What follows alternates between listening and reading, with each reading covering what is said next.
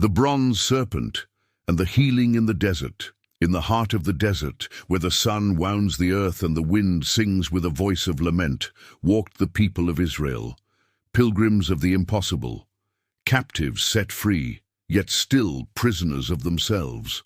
The sand burned their feet, the path seemed endless, the sky vast and silent. And in the weariness of the journey, faith grew fragile. Voices rose against Moses, and the murmuring against God himself began to spread. Why have you brought us out of Egypt, to die in this desert? There is no bread here, no water, and our souls are weary of this worthless bread. Then the wind changed.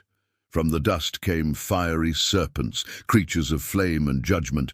They slithered among the tents, silent, deadly.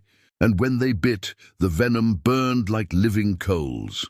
The desert filled with cries. Bodies fell upon the sand. Strong men bowed in pain. Women cried out for their children. And the ground seemed to drink the tears of a people who had forgotten fear.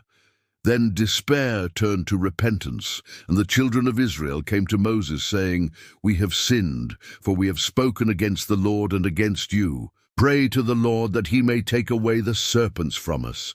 And Moses prayed, and the silence was broken by the voice of the Most High.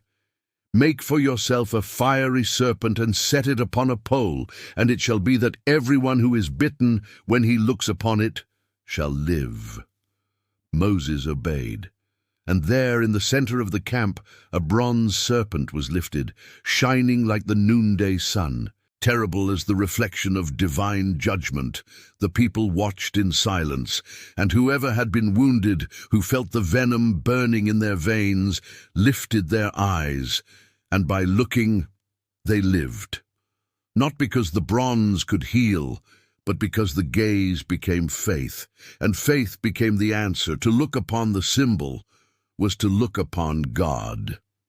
Thus the desert became an altar, and punishment, a path to salvation.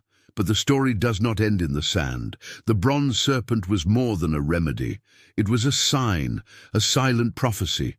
For a day would come when the Son of Man would also be lifted up, not upon a simple wooden pole, but upon the wood of the cross.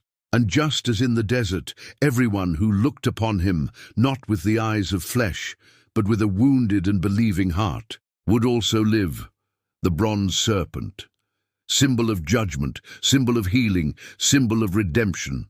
In the glow of the metal scorched by the sun, the reflection of the future Christ already shone.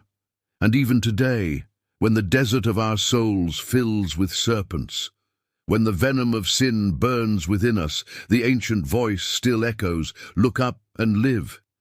The desert teaches. God wounds and heals. He judges and saves. And in the shadow of the bronze serpent rests the promise that even in the midst of pain, there is hope for those who dare to look.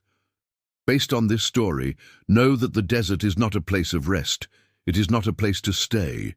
The desert is only a passage, yet it is a place of healing, a place of change, a place of transformation. If you were moved by this story, support us with your like and subscribe to the channel so that Vitrine Biblica may return with new revelations.